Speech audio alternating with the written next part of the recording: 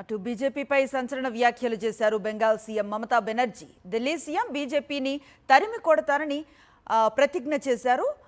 ఢిల్లీ నుంచి బీజేపీని తరిమి కొడతారని ఆమె ప్రతిజ్ఞ చేశారు. బెంగాల్లో గెలిచిన తర్వాత ఢిల్లీకి వస్తానని ప్రకటించారు దీదీ. తనకు అధికారం అవసరం లేదని, బీజేపీ పతనమే తన లక్ష్యమని స్పష్టం చేశారు.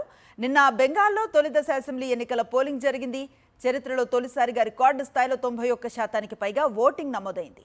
దీదీ ప్రభుత్వంపై ప్రజల్లో ఉన్న వ్యతిరేకతకు ఇది నిదర్శనమని బీజేపీ చెప్తోంది. ప్రో బీజేపీ మ్యాండేట్గా అభివర్ణిస్తోంది.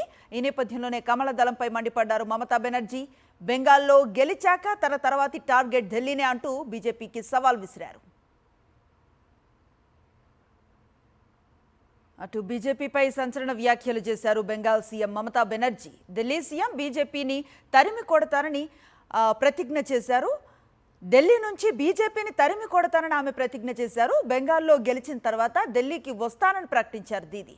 తనకు అధికారం అవసరం లేదని, బీజేపీ పతనమే తన లక్ష్యమని స్పష్టం చేశారు.